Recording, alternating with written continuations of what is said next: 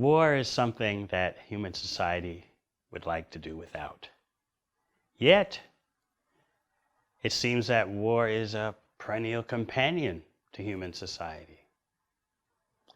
Sometimes people blame religion. Fighting and conflict is brought about by religious differences or zealousness in the name of religion.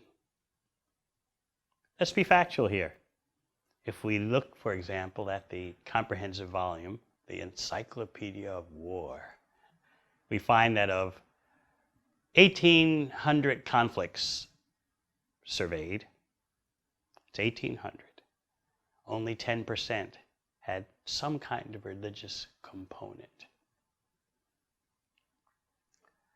If we're at all going to address the cause of war, we need to look at artificial desire.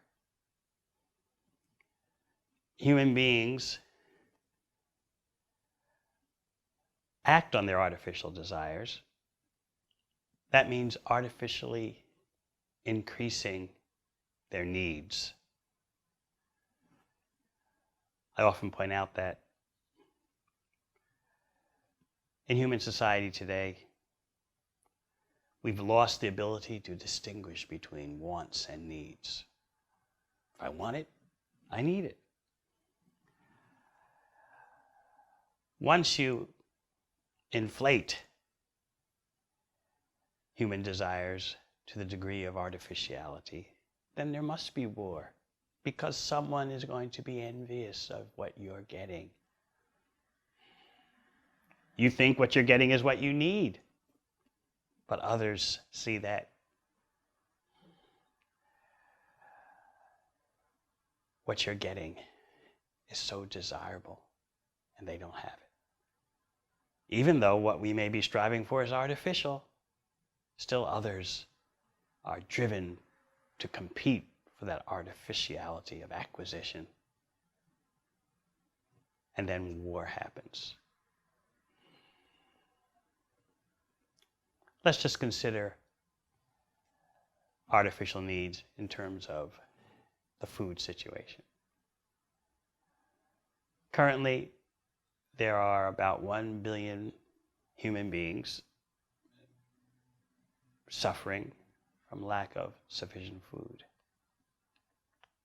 At the same time, there are about 1 billion human beings who are suffering from obesity. Someone is taking more than their share of food. Indeed, the United Nations Food and Agriculture Organization has estimated that about a third of all the food produced in the world is wasted.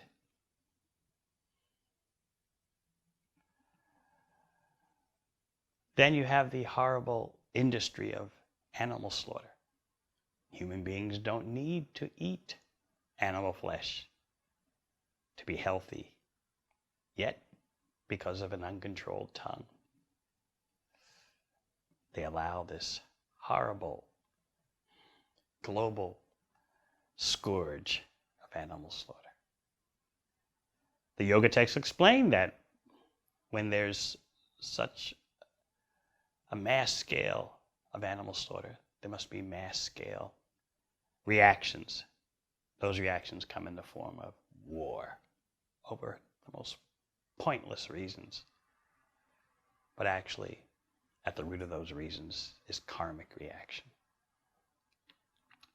If we at all have a chance to reduce the occurrence of war, we have to deal with human desire. What is actually needed by a human being? The Bhakti Yoga texts establish that the prime need of the human being is enlightenment, self-realization.